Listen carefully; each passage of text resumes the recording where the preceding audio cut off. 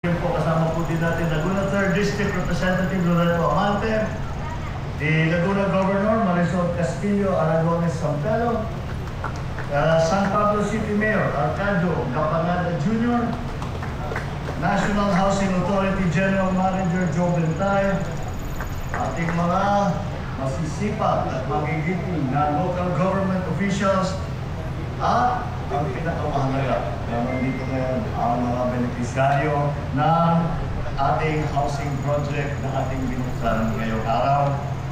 Mga kapwa kong manggagawa sa pamahalaan, ang minamahal kong kababayan, magandang araw po.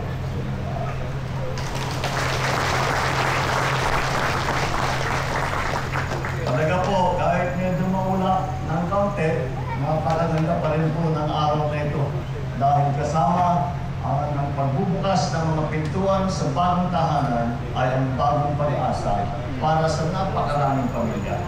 Sa inyong bahay, may ligtas kayong masisilungan at tahanan mapupuno ng masayang alaala. Kasama ang DOTR, NHA, lokal na pamahalaan ng lungsod ng San Pablo, matagumpay natin na ipatayo ang St. Bart's Southfield Heights Housing Project. Sa kanila, St. Bart.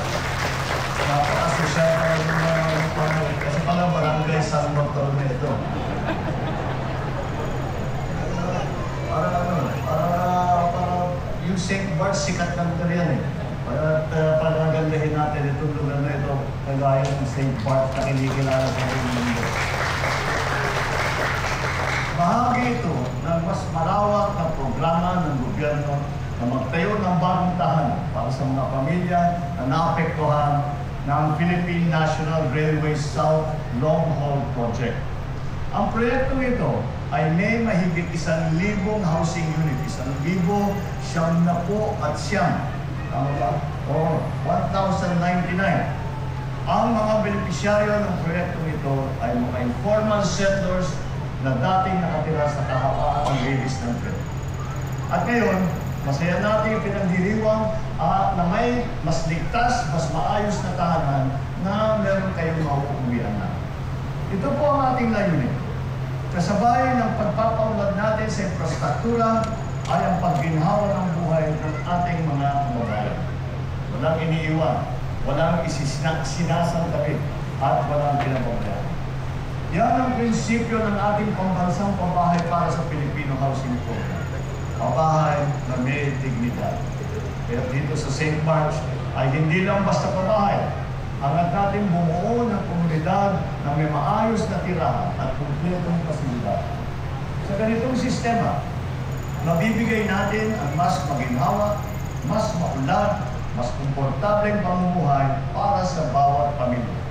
Magkakaroon ito ng elementary school building para sa inyong mga anak. Magtatayo rin ng multi-purpose covered court para sa pagtitipon, gaya ng sports events, iba pang mga aktibidad. Magkakaroon din tayo ng health center, daycare center, tricycle terminal, at pamilihan. Kumpletuhin po natin. Dahil po, ang aming iniisip, dati ang pagka sinabi housing project, iniisip na magtayo ng bahay. Nakita naman namin sa tagal ng panahon na hindi sapat ang basta bahay lang itatayo natin. Saan papasok sa eskwela yung mga bata? Saan mamimili para sa palengke para mamili ng gamit na kinakailangan? Yun, kailangan yun. Pati pinag-uusapan, pati simbahan. Saan magsisimba? Tapos, si May Park, meron magpupusan, pag-birthday party, pagka may barangay event, meron silang pagtitipunan. Kaya po, pagka sinabi natin housing project, hindi lang po ibig sabihin ay may bahay. Ibig sabihin, isang buong komunidad ang ating binubuo. Kukumpletuhin ng gobyerno ang lahat ng mga pasilidad na magbibigay ginhawa at magpapatatag sa inyong bagong komunidad. At para masiguro na tuloy-tuloy ang serbisyo ng pamahalaan sa sektor ng pabahay, dinagdaan ko ang Republic Act No. 12216 o National Housing Authority Act nitong nakaraang Mayo. Sa ilalim po nito, Magpapatuloy ang paghahatid ng NHA ng pabahay sa susunod pang 25 taon. Dahil dito, mas maraming tahanan ang may tatayo, mas marami pang pamilya ang natutulungan, at mas maraming buhay ang nababago. Ang pangarap at trabaho natin ay hindi natatapos sa isang proyekto. Kaya naman, inaasahan ko ang lahat ng ahensya ng pamahalaan ng magtulungan sa proyektong ito na bantayan at panatilihin ang kahusayan ng ating nagawa at maayos dito sa St. Bart's at sa iba pang mga housing project na sinisimulan natin. At sa ating mga minamahal na beneficiary, ngayon ay simula na ng bagong yugto ng inyong buhay.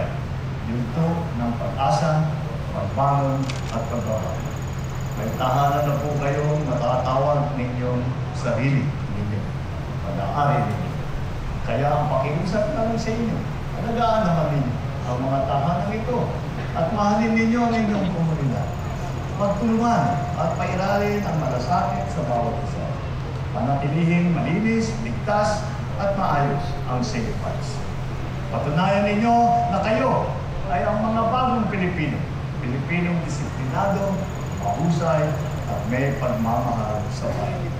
Kaya naman, napakagandang masabi ko. Welcome home. Maraming salamat po sa inyo lahat. Mabuhay po kayong lahat. Mabuhay